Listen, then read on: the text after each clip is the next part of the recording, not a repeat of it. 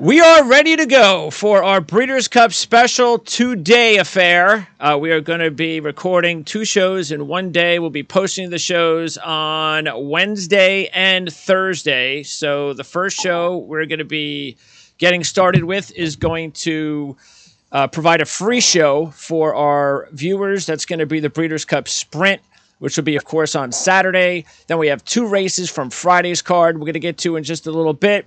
And then we'll, of course, promote our next show, which will include three races on Saturday in a little bit.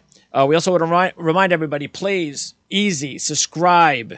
Too many viewers on this show for not enough subscribers. So subscribe. That's very important, not only for you guys, but for us.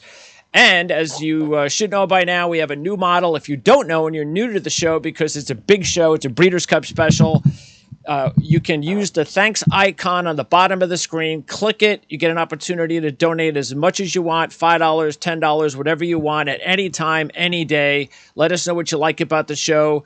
And that is going to be real important for us moving forward to make sure that we could give you the best shows we possibly can with expert handicapping from people like Jon Hardoon, and to take professional trainers like Chad Summers out of his busy day. Look, he's got his press clippings all over him.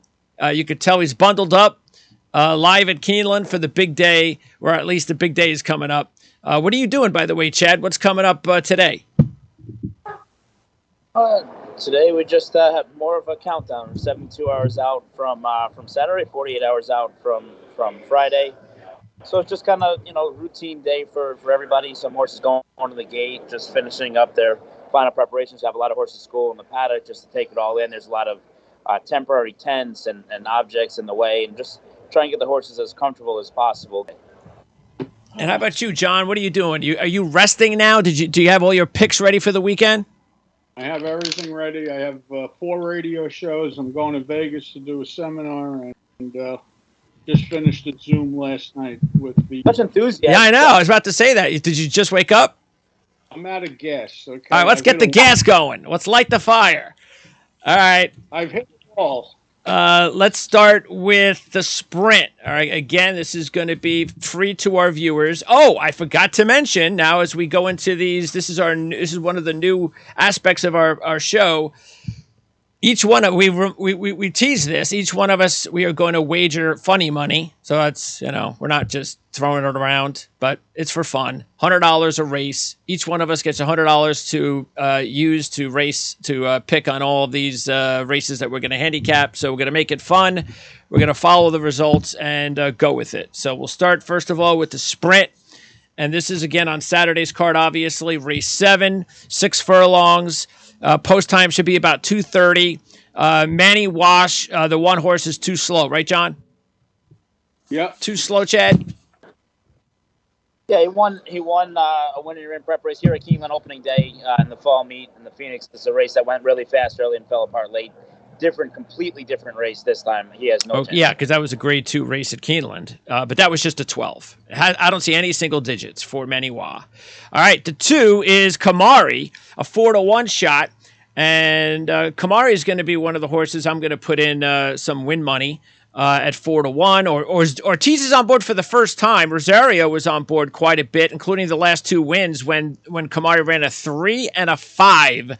Very impressive. 2 wins out of 3 at Keeneland, John. 5 out of 6 on a fast surface as well. Keep that in mind. So Kamari is definitely one of the top horses to beat. Well, it's also a mare against boys. I mean, obviously Joel Rosario is going to ride Jackie's Warrior over Kamari, but Kamari does have a chance.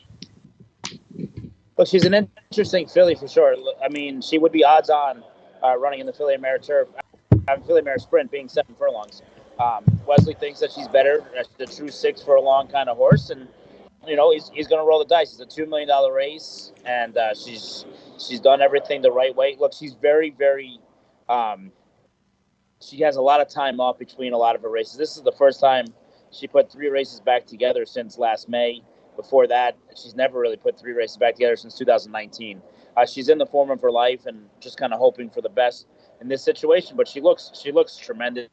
She doesn't look like a filly. She's a big, strong, stout filly. Should have no problem. She's not going to be intimidated against the boys, that's for sure. And neither will Jackie Irad Ortiz. The 3 Obesos is a 20-1 shot. Now, you don't have the same sheet lines as Kamari, but still, for a horse that has run a couple of 8s this year, you're getting 20-1, coming off a win last time out. It wouldn't be the worst idea to throw him into trifectas, things of that nature, to try to make some money. What about Obesos, John? The best he's ever run are 8s. 8's not going to do it for you. So maybe somewhere in the bottom of your tries or supers, but I think you have better options. Look, this is a horse that was 5th in the Kentucky Derby a year ago. Now you see that was at 1.25 miles. Now he's cutting back to the 6 furlong distance. I don't mind him going 6 furlongs. I think eventually he might actually find the home on the grass if they ever try it on the grass. In this race, I think you're right, Greg. He's a fringe contender for trifecta, superfecta spots. I don't think the pace sets up the way where he can win. But he'll come running late. If there's anybody that can challenge Jackie's Warrior early, I'm not sure that there is. It would help him. I think he's going to be a little bit too far back with too much to do. American Theorem, the 4 horse at 10-1. This is one of the horses I'm going to put into my exacta with Jackie's Warrior to try to make something. 7-5-7 last 3 races. The 5 was at the Grade 1 Bing Crosby. That was a win. What about American Theorem, John? Well, he's certainly gotten good in his last 3 starts. And it's funny because they were sending this horse long and decided to sprint him in his last 3 races. And obviously he's a lot better sprinting than routing. He certainly has a shot at 10-1 to hit the board. I think, Jonathan, your horse Champagne Poetry gave him a pep talk. They were stabled next to each other at Turfway Park. They both battled to see who can run worse. We got beat a ton. He got beat 12 3/4 lengths. But since then, he's done nothing wrong. He's got 2 wins in a second. And probably that Pat O'Brien was a little too far for him. I think he's better 3/4. He's a cool horse, big gray horse. Look, trainer George Papadramo is having a career year. But to me, again, winning in California in those races and who he beat, it's not Jackie's Warrior. To me, this is a completely different ball of wax. And I just don't think he's good enough. See if you can move the camera back up a little bit, Chad. There you go. Or move yourself back. All right, the 5 is Aloha West, a 12-1 shot, the defending champ of the race. And just like American Theorem, John, this is a horse that I'll try to see if I could make a little bit of cash with Jackie's Warrior in an exacta. The best days were last year, no question about it. 4 straight 6s, including the Breeders' Cup Sprint win we just talked about. Coming off a win. It's interesting, though, the first 2 races this year, lost to Jackie's Warrior, lost to Flightline. Then the last race was able to win that race without any of those top horses, but it's still just 10-10-9 this year. He was obviously a much better horse last year than he is this year. Not only that, I think he'll be a lot shorter than the 12-1 you see. Everybody knows he's the defending champ. The 12-1 is not a good morning line, and I don't like him because I don't like the 3 races he came out with this year, and then those 3 races resulted in another layoff. Where has he been? You know, he should have showed up somewhere, and he hasn't. So for me, that's somewhat of a negative sign. No, he's been battling some minor injury. Look, to me, to win the Breeders' Cup, to win a World Series, an NBA Finals, however you want to look at it, you have to be doing your best. And I just don't think this horse is doing his best. He shows a couple fast works at Keeneland since they decided they're going to run in the Breeders' Cup. But again, probably too little, too late. I think he's up against it. Especially the pace dynamic of this race. And this is going to be the horse that I'm also going to throw a little win money on if Jackie's Warrior loses. Elite Power at 6-1. I read Ortiz is on board for the first time, so that's an upgrade. 4 straight wins coming in, John. The sheet line was really perfect until, matter of fact, culminated with a 5 in September. But then the last race went to a 9. Not sure what happened there. So hopefully I could draw a line there and get back to that forward momentum before the 9. Well, he was certainly doing fine numbers-wise going into the last race. The problem with this horse is that the last race was run without Lasix. And he's going to run without Lasix. No? Why are you shaking your head, Chad? The problem with the last race is there was no speed in the race. He was in front going a half in 47-3. He'd like to be sitting 4th or 5th. It's a slow number because they went so slow early. You'll never see a sprint race ever again in life that's a Breeders' Cup winning race go a half mile in 47-3. The problem is Norm Cash had 17 horses in the race that aren't fast enough to go faster than 47-3. So Elite Power, who's not a front runner ever, found himself on the lead. I just think it's the dynamics of the race, more so than it's Lasix, more so than it's a distance or class or anything like that. Because that race, the Vosburg last time, it was worse than the allowance race he ran in the race before. This is a nice horse, and the number's not wrong because it was a slow time, but the number's wrong in the fact that he just did what he had to do. He didn't have a choice. Okay. All right. Well, Next up, let's talk about the 7, and that is Super Ocho. Nothing much for Super Ocho. 3 races here in the States, an 8 and a 10 on dirt. I can tell you, the trainer's a sharp guy. He wins with a lot of big price horses. He had a terrific Del Mar this year. But that being said, I think this horse is a little slow. Look, cool horse. Really rooting for the connections. Amador Sanchez, a good trainer, but again, I agree with Jonathan. Probably just up against it. All right, the 8 CZ Rocket has seen much better days. Ran a few 4s early last year, but the best CZ Rocket could do this year was an 8 in July. I don't like this horse here. Look, he's trained by a guy in Peter Miller, who knows how to win Breeders' Cup races. He's won the Breeders' Cup Sprint twice before for Roy H. I know there's some guys at the Sheets that are big fans of Peter Miller, so you can't completely toss this horse, even if he looks a little too slow. Next up is the 9, Jackie's Warrior. Heavy favorite, 4-5, Rosario Asmussen. The only blemish is 0 for 1 at Keeneland. That's about it. 4-4-2 in the last 3 races, John. Yeah, and he's going to have a big pace advantage, I think. He's going to make the lead, and he's just going to keep going. I mean, he's just faster than these. He's drawn in a perfect spot. He's got Rosario. I think he's going to be tough to beat here. This is his race to lose. With Jack Christopher coming out of the race, it only benefits him even more. Look, I didn't like him going into the Forego last time. He didn't look as good as he normally looks. He was back a little quick after the Grade 1 earlier in the meet. But this was always their plan, was a 2 race at Saratoga and then freshen him up for this race. He's a true sprinter. He's a really, really fast horse. He's the only horse in the history of horse racing at Saratoga to win a Grade 1 at 2, 3, and 4 at Saratoga. That's never been done before. He's a brilliant horse, and I know people want to make money and they want to cash tickets and they want to try and beat favorites. This is a tough race to try and beat the favorite. This is completely Jack Warrior's race to lose. And people will say something about the Breeders' Cup. Look, when he ran in the Juvenile 2 years ago, he didn't want to go that far. And he got beat by Essential Quality and Hot Rod Charlie, horses that ended up having wonderful careers. And last year, he chipped a knee in the race. So, to me, I completely forgive that because he wasn't himself. He got hurt in the race. So, you wrote those off. This has been their plan. He's ticked off every box that Steve has put in front of him. The guy's going to have 10,000 career wins before the end of the year, and this is one that's going to bring him one closer. The 10 is Willie Boy, a 30-1 shot. 7. That's the best we've seen out of Willie Boy. That was in May, John. Yeah, well, George Delgado took over the training for this horse this year, and he's just gotten better. I mean, this horse is 30-1. He'll probably go off longer than that, and he has a shot somewhere on the bottom at a big price. Not a bad long shot play. He does have a shot on the bottom. It's whether or not he can beat the ambulance somehow. And the 11 is Flash of Mischief, another 30-1 shot, coming off a 6 last time out, but that spells bounce, doesn't it, John?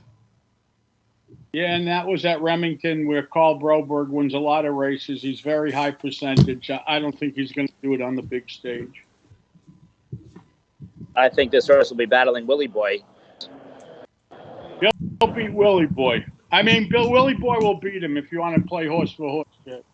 All right, so let's go with picks. You want me to start, or you want to go, John?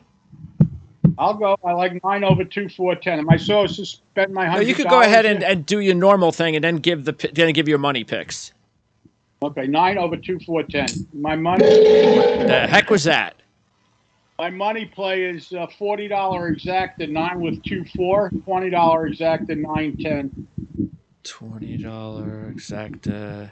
You said 9, 10? Yeah. Okay, so that's $40 exacta 9 with 2, 4, and $20 exacta 9, 10. Chad? I mean, for me, it's a one-horse race. It's Jackie's Warrior. He deserves to go out the way a champion should go out. This is the John Elway moment in the Super Bowl, the Jerome Bettis walking out in Detroit. This is Jackie Warrior's race to lose. To try and make some money, we'll play a $40 exacta 9 with 6, and then we'll come back and play a $20 straight trifecta 9, 6, 4, and a $20 straight exacta 9, 2, 7. Right. Try it. Oh, try. Okay, 927. All right, so I got $40 exacta 96, $20 try 964, $20 try 927. That's right. Well done, Chad. And then I'm going to go $25 to win on the 2, $25 to win on the 6, $25 exacta box 9-4, and $25 exacta box 9-5. Okay, hand in your bets. No more bets for you, Greg. That's the most ridiculous bet I've ever heard in my life. So we also tell him that he bet $120. Well, you both put 9-4, 9-5, just like I did. I don't have a 5. I don't know. No. Well, I have 9-4. What's wrong with 9-4? So 9-4. Okay. Well done. Thank you. All right, I learned from the best. What can I say? Over $100. Let's now move on to.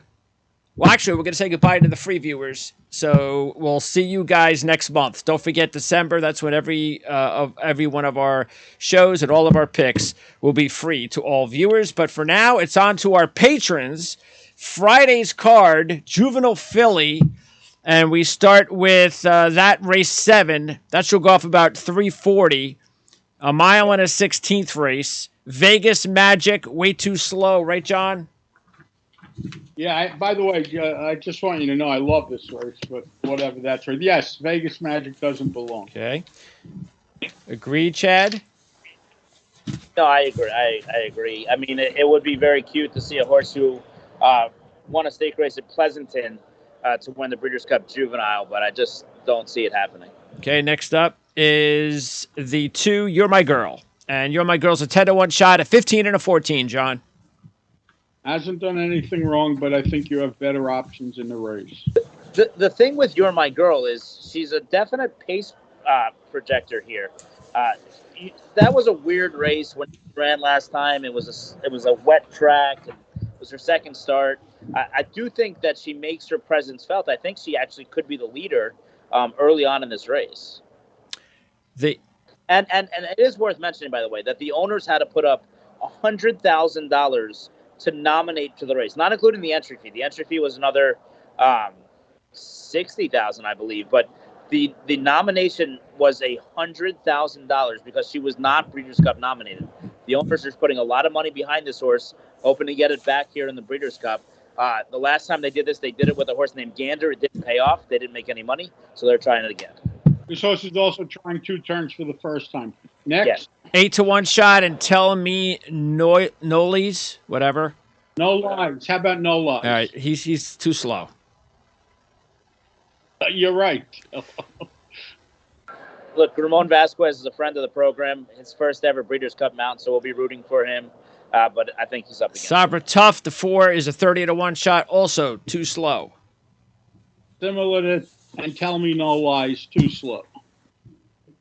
I agree with this. Dallas Stewart has gotten the moniker of big game Dallas Stewart, always hitting the board in the big races, but he's been very, very cold of late. I'm fading Sever. The 5 is a 5-1 shot, Wonder Wheel, 17, 17, 16, 16. 3 wins out of 4, John.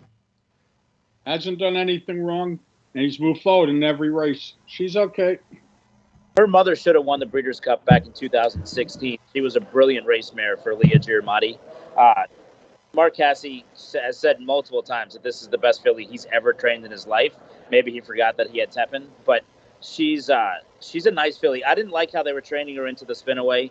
I thought they were kind of playing with her and babying her coming off the race in July. She came back and she ran well in the Alcibiades. To me, it looked like she needed the race, though, because she hadn't been pushed too hard. I think she improves off the Alcibiades, and she's going to have to because Chop Chop's going to be breathing down her neck, but I think Wonder Wheel's a definite win contender, and she's got a really good-looking uncle. Okay. Next up is a slow horse, Alma Rosa. Right, John? No good. Next. These are the owners that own Sharp Azteca, the first crop of Sharp Azteca, a homebred for them. So good to see a Sharp Azteca offspring in the sale for Yvonne Rodriguez, but I don't think she belongs to the 7 is Chop Chop, 4-1 shot, slow on turf, went to dirt in Keeneland, at a mile and 16th, and ran a 14, John. Yeah, well, obviously she's got one start on the dirt, a 14, which is better than anything we've seen so far. It's Cox, so always have to respect her, respect him, I should say, and the horse certainly has a shot. The last time the Breeders' Cup was at Keeneland was 2020. He had a 2-year-old filly named Ann Pearl that was touting herself all over the racetrack. She ran to her looks, and she won that day. That was on the turf. Chop Chop looks amazing over here all week, training with great energy, great stride, and she's really doing as good as you can going into this race. The 8, this will be my top pick. Why not? The sheets say it should be. What is this? Atomically? Atomically. Yeah. Pletcher is the new trainer. 21, 19, 16. Yeah, well, I love this horse. I love the barn switch. I'm not so happy that you like this horse, but that I like the horse. So I love this horse. I think she's running big today. Tomorrow. Out of your mind. Listen, I understand it goes to Todd Pletcher. Todd Pletcher's had the horse for like 17 days. Okay? He's not a miracle worker. He's not parting the Red Sea. Okay? He's had the horse for 17 days. If Jose Pinchin was still the trainer on this horse, there's no way this is your top selection. I am fading Atomically. I do not like this horse, and I don't think she hits the board. Okay, well, she won a restricted Florida-bred race. Without it being Todd Pletcher, the horse has a beautiful line. It's never gone backwards. 21, 19, 16. I'm asking you a question. All Pletcher has to do is improve her 2 points, and she wins. 17 days is long enough for him to improve her 2 points. 17 days is long enough for him to improve 2 points. Then Baffert should send his horses to him for the Derby, and maybe he'll win the Derby next year. The 9 is Grand Love, a 20-1 shot, a 20 and a 16. I don't like this horse. She was a big buzz horse at Saratoga. She ran to her odds. She was really, really well respected first time out. She won like a good thing. It was Gunrunner's first 2-year-old winner of the year. Last time, Asmussen thinks he has an idea of what went wrong. She's breezed well going into this race, and I can see her improving at a big price. Yeah, it's hard to tell because the 16 was really good first time out, but that was at 6 furlongs. And Gunrunner, she's supposed to improve with distance. She could make a foam. There's nothing wrong with that horse if you want to use it. The 10 is Chocolate Gelato, a 7-2 shot, ran an 8, 2 starts into the career. So 14-8, bounced a little bit to a 14, so more of a forward motion again, John? Well, no one in the race has run anywhere near an 8. So if she decides to run that race from 2 starts back, she's obviously going to be very tough. That being said, I think she's going to be shorter than 7-2, probably. And, obviously I'm not throwing her out. I'm using her, but I can't key off of her. She ran really well when she broke her maiden. She ran even better in the Frizette, like I said, running in not exactly the best weather. She looks the part. She looks great. And if you like names, she's out of a mare named Special Treat. And Mike Rapoli, the owner of this horse's daughter, her favorite treat is Chocolate Gelato. Well-named horse, certainly a horse with a big chance. The 11 American Rocket, 17, 15, and 18. Yeah, well, the 15 was the only race on a fast track. But that being said, I mean, you can't use them all. And the horse is not impossible, but didn't make not making my cut. You there, Chad? Yeah, look, this is a filly that's quickly becoming a but horse. Everybody loves her. She was good first time out, so everybody wanted to make excuses when she completely blew the start and went to the outside fence second time out. Third time out, they said, maybe she didn't like the sloppy track. I'm against her. Let her beat me. If she beats me, she beats me. But too many things have gone wrong rather than have gone right in her young career. So I'm not with the next two horses are 20-1, Shoplifter and Leave No Trace. Do you like any of these two horses, John? Not really, but Leave No Trace. She hasn't done anything wrong. But again, now you're at the 13 post. So all these outside horses are really, I think, up against it going 2 turns. Horse hasn't done anything wrong, but I don't think Saturday's the day or Friday. Shoplifter is training well. She's doing well. Eddie Keneally doesn't get enough respect as a trainer. He does a really, really good job. He has his horses well prepared on the big days, and it wouldn't surprise me to see this horse in on the bottom of the number in 3rd or 4th. despite the fact that she's been a little too slow so far. I think she is going to get better. And leave no trace. Look, that last work at Belmont, I was there. I was clocking it. She worked a true 46-2, and the track wasn't blazing fast that day. She's a nice horse. She's a very quick horse. I agree with you. The post is terrible. Hate the 13 post for her. But Jose Lezcano, if he can get out of the gate, there's not a ton of early speed in this race. He might be able to get over and get himself in a good position going into that first turn. He needs to break. If he breaks, though, at 20-1, he's a live long shot. And Raging Sea is 8-1. Pratt and Brown combo 17-15. So the only bad thing is the post position, right, at this point? Well, that's what counts, doesn't it? Yeah. So that's the problem, the post position. It's so ironic. The horse was down by 3 lengths at the top of the stretch, lost by a neck.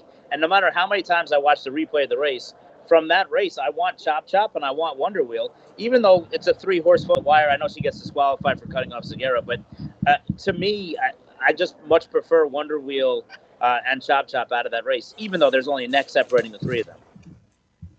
Go ahead and give us your picks, John. I love the 8. I'm putting the 8 over the 5, 7, and 10. And your money picks? My money picks: $30 exacta, 8 with 5, 7, 10. $10 exacta, 7, 8. $5 exacta, 7, 8. $10.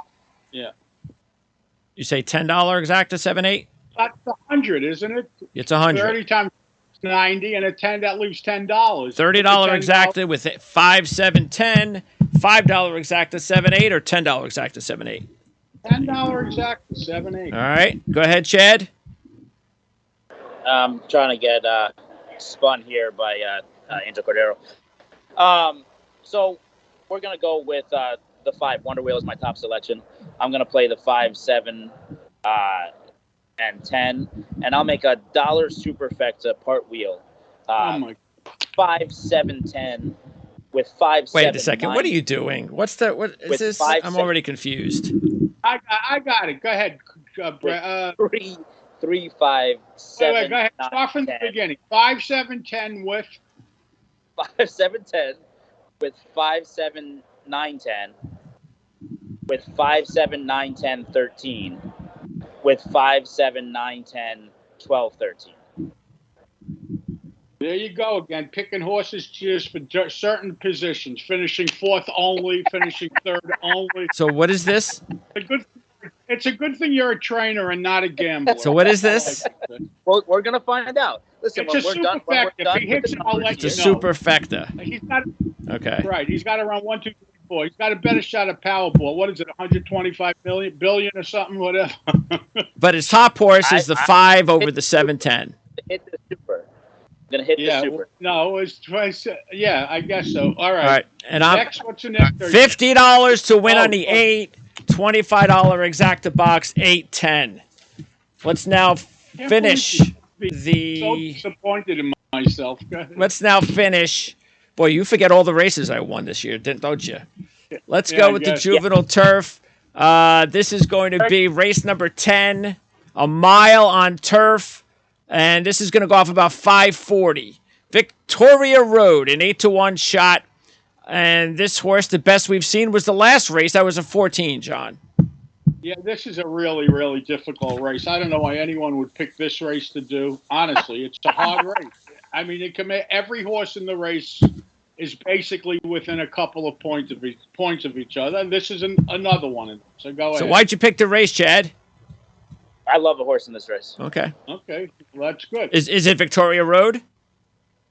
No. Look. You'll know when you get to it. The thing with Victoria Road, you know, he's come on of late. Saxon Warrior is a new sire, freshman sire this year, one of the leading freshman sire over there in England. Aiden O'Brien, unless the horse is brilliant early on and can be an early kind of horse, he prepares his horses to have big 3-year-old years. Whatever they do as a 2-year-old is gravy. This horse has gotten better and better and kind of has the markings of Mendelssohn without the pedigree. Mendelssohn was a much the best winner of the Breeders' Cup Juvenile for him back in Del 17. And I see similarities. This horse can certainly run a big race. As the distances have gotten further, he's gotten better. So he's definitely a horse you have to pay attention to at 8 to 1. All right, the 2 is Pax a Wallop, a 6-1 shot. Good sheet line, John. Even if you want to include the 25, you have 19, 16, 13 on turf. So this is a horse that we got to use in our exacta somewhere. Where's he going off to 13? He's not going to just keep moving forward. Why? I think he's probably. I just think he's going to react. It's just my opinion. No, I mean, but do you see any reason why that we should know? You can't keep moving forward. Sooner or later, you just don't keep. What's he going to run? A 10, and in 2 weeks he's going to run a 7? Doesn't happen. Okay. Is that because he's 2 years old? Yeah. I'm trying to learn here, John, like a lot of other people. You're just coming up with, he's just going to go backwards.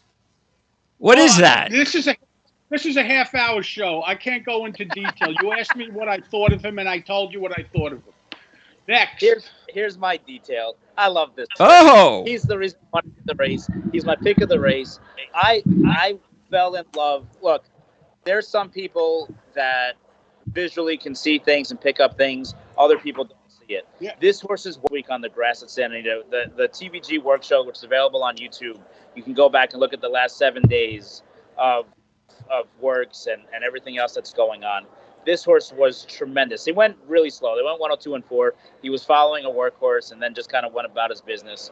But, I mean, the way he galloped out, the way he looks, just an absolutely beautiful horse where I think the sky is the limit. And I really think that this horse can just keep getting better.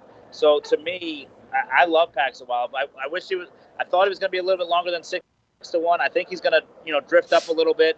But has the Hall of Famer Mike Smith in the irons, and Pax a Wallop's going to be my top pick. All right, next up is Curly, Larry, and Mo. And is there any reason to talk about this horse, John? Yeah, it's named after the three of us. Unless you're a Three Stooges fan. The 4 is Silver Knot. This is the favorite at 3-1. 15 last time out. That's the best we've got from a 3-1 shot. The only thing this horse has going for him is Charles Appleby. The guy wins at a tremendous percentage shipping to this country. Other than, I don't know. He's fine, I guess, but he's like other horses. This race to me is impossible. Look, he's won this race many times before. He knows how to get there and win these big races. But at 3-1? I mean, look, his last 365 days in America, just so you know, he has 8 starts. He's 88%. Just an FYI. The 5 is... His percentage will go down after this weekend because he's got too many horses and he's got horses running against each other. So that's just going to hurt his percentage. They're in the same race. What drops Chad Brown's percentage? Yeah. Battle of Normandy, 20-1 shot appears too slow. Right, John? Not for me. Agree, Chad? Yeah, he's in this race because West Point needs to see their colors because they don't get their colors on Flightline. So he has no. All right, and the winner is 5-1. Ran a 13 last time out at Keeneland at a mile 16, John. 2 for 2 at Keeneland. The problem is, will the horse bounce? Looks like a bounce candidate to me, but I have to tell you, I do love the Oscar performances. He's really dropping some nice horses. Look, he's not only about Oscar performance, he's out of a Scat Daddy mare, screams turf, and he loves Keeneland. He broke his maiden so impressively in the spring meet at Keeneland, came back and won the stake at Keeneland. Wayne Catalano, everyone likes to play with him and have fun with him because he's got a little bit of a Louisiana drawl to him, and his Twitter feed and TikTok feeds are hilarious. He knows how to win. He's won 4 Breeders' Cup races. He's good 2-year-old juveniles in the past. I think this horse is very, very live. He won with Aloha West last year.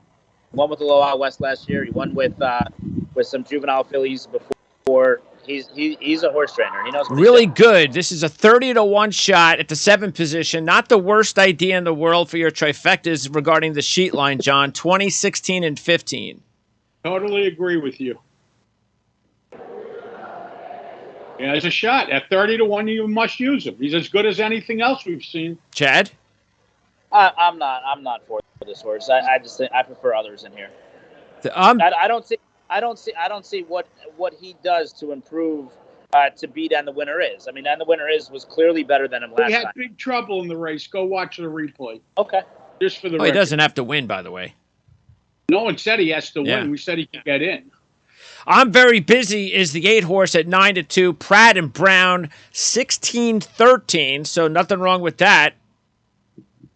No, this is my top selection if I had to pick a horse, which I'm going to have to do. But I mean, the race is a hard race. It's just Chad Brown, lightly raced, still could improve, and you're getting Pratt, who rode the horse twice. So I'm down with this horse. This horse got mixed reviews early on in his career. Didn't show much early on until he switched to breezing on the turf. Was very, very good in August, running at Saratoga first time out. But he hung for really no reason last time in the Pilgrim. He should have gone by Major Dude, had every opportunity to do so, and he didn't do it. I don't like when young that. No equipment change. Obviously, Chad Brown knows what he's doing, but he hasn't won a Breeders' Cup race in the last 2 years, and he's a little on the chilly side right now. Ooh. The next 4 horses are all 20-1. Which the best number is 13 with the 9 horse. Excuse me. What do you think about any of these 4 20-1 shots, John? Every single one of them have a chance. They're all 13-15, aren't they? Yeah. Chad? Do we learn? John, let me ask you a question quickly. This is the last race on the Friday, Yes. right? Yeah. So, Nagarak, Webslinger, and Mustache are all coming out of races where horses who defeated them or ran with them are running in the juvenile turf sprint earlier on the card. Do we care at all who wins the juvenile turf sprint? Is this just a completely different race as Golden Pal jogs by me right now? Is this just a completely different race? So you could take something out of it. If some of those horses ran well, you got to respect it. Okay. No, but especially because it's all coming out of their last race. You know what I mean? The 13 Major Dude. I don't like how can we like the post position, but I like the odds at 10-1. Coming off a 13 last time out, winning a grade 2 race at Aqueduct. You got Pletcher, you got Irad Ortiz Jr. I'm going to make Major Dude my top play. Well, the only thing I could tell you is last time was the first time he tried grass, and he ran the 13. So it's not necessarily a bounce candidate because it's like one start and a 13. The horse is fine. The problem with the horse is the post position. The thing that's interesting about him is he actually breathed the other day on the grass with Annapolis, who's one of the favorites, older horse, 3-year-old, one of the favorites for the Breeders' Cup Turf Mile. So, like to see that, by the way, the last time he won, I believe. Yes, it's nice to see him stay in that kind of company. First crop of Bolt Duros for Spendthrift Farm, who stands Bolt. So obviously they're looking forward to. And Gaslight Dancer, the 14, is a 30-1 shot, very similar, with the other 20-1 shots we just talked about. But not really. This horse has only sprinted. He's never gone long. So to me, that's a little bit of a disadvantage. Jockey Juan Hernandez hoping to have a big Friday with Cave Rock. We'll try and keep that momentum going in the last with Gaslight Dancer. All right, John, what you doing here? 100 to win on the 8. John, 100 to win on the 8. Chad? I take 100 to lose on the 8. No, I'll take. Look, I like the 2 packs of Wallop. I'll take. Let me get $20 to win on packs of Wallop, a $10 exacta box, 246, and a $2 trifecta box, 2461. You said what was the last one? 1, 2, 4, 1, 6. 2, 4, 6. And that was exacta? That trifecta was trifecta box. Or straight. He only had that was 100. Straight trifecta? Can't be straight. No, that's a box. That's a box. Okay. I'm going 50 to win on the 13, $25 exacta box, 13, and I'll go ahead with the 2. 13-2. All right. That's it for our Wednesday show. We're coming back. Don't forget, coming back tomorrow with 3 more races right here on the Prime Sports Horse Report, playbooksports.com. We'll see you next time.